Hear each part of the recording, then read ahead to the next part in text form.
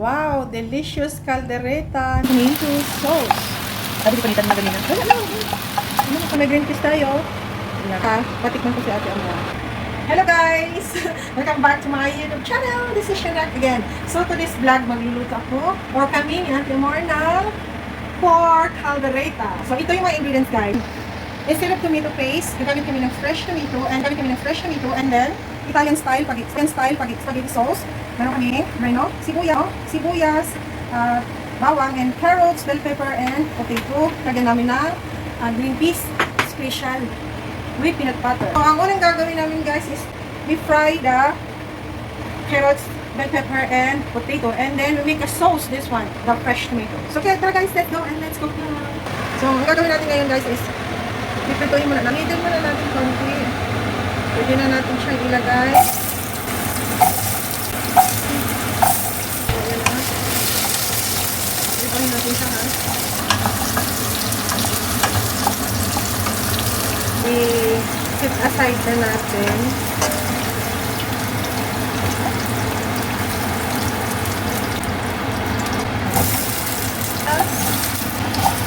Ayan.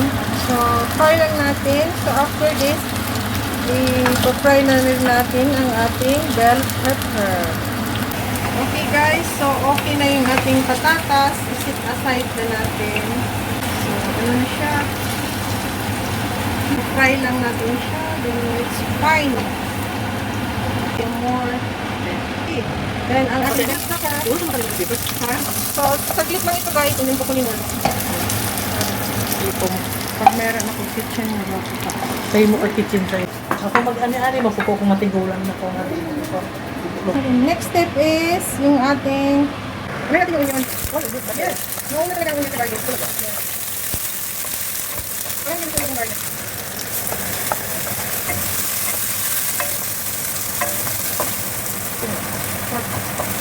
Kapala-pala na. Make it brown. Brown natin yan. Layo mo konti. Yan. So, ito brown natin. Then, Make it brown. yeah, dito. Salt lang guys. Salt. Salt and Tapos, pepper. lagyan natin ng pepper. Pepper. So cute ng pepper niya guys. So, ayan. Ayan. Dalawa talaga? No, not too much. Enough. Enough? Yeah. Ayan. So, ano na ito guys? I-mix natin. Ilutuin muna natin ito. Cover it first guys. Lutuin natin siya dito sa kabila. Okay. Gawin natin sauce ang ating tomato. What's happens on Ano? Salt. Very salt. We add a little bit of salt. Ano ang cover nito sa anong cover? Cover natin. Okay.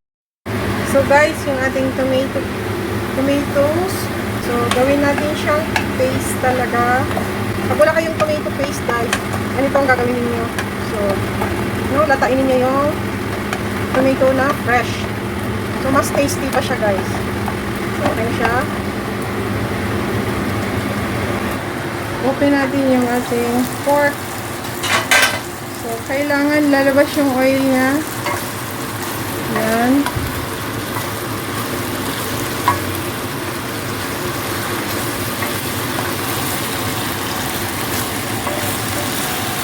Ayan na guys. So, dito itong tubig. Nagama na yun. So, igisa muna natin siya. Tapos butangan mo yung tubig. Then we add water later. Wait lang. May asin ano? May asin yung sauce eh. Hindi marinig siya. Diba? Masarap siya. And then, pagdagan natin ng water. Dito. Tatlo. So, pakaluan natin siya ng 20 to 30 minutes. Sana yung pork cube mo ate. So, lagyan natin ng pork cubes. Pakuluan natin hanggang sa lumambot. So, saka na natin ilalagay mamaya yung ating liver split. So, cover. So, guys, ilagay na natin ang ating liver spread. Ito yung nagpapasarap sa amin, guys. Reno, liver spread. Ano ba ginamigin na pala mo sa natin? Namin ka? Hindi lang sa akin. Hindi ko rin lang sa akin. Bagay lang dito sa Mga linuto. mga cooking.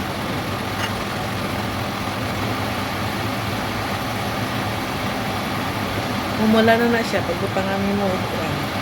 Tapos, tomato starch. So, para manamis-namis yung ating sauce. Madali naman maluto yung green peas ate. So, tikman naman natin yung ating, ano no? Kailangan natin siya ng sugar. So, malaki. Lagyan natin ng sugar. Okay. Ilagay na natin ang ating carrots, potato. Wow! Grabe yung ulam ni Ate Amor. Woo! So Mahal na kayo yummy. ang bilisin na. Sabi niya kailangan nakaserve 50 sir. Oo. Namak, namak. So we add some little bit of peanut butter. Para yung taste niya is may sweet, may little bit salty. Ano na siya. Mm. Pwede niya Ilawan. Hindi, i-blanch mo sa ininit ang green peas. Ay, ganun ba? Para ihulog mo lang diba. Okay lang. Mabilis lang yung buhay niya. Lagay na natin ang ating bell pepper. Okay guys. Ayun na guys ang ating... At sinalay mo tayo. How do you taste?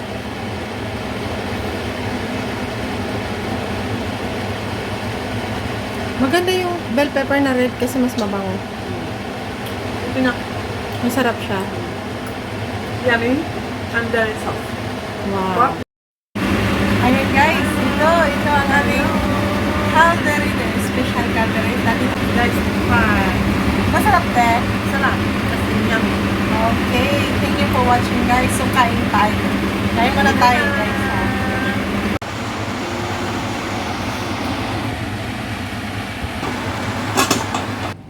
Ayan na ang aming special caldereta. Okay, so let's try to eat the caldereta. Very special caldereta. Super yummy. Very yummy. Normal lang natin bakla dito.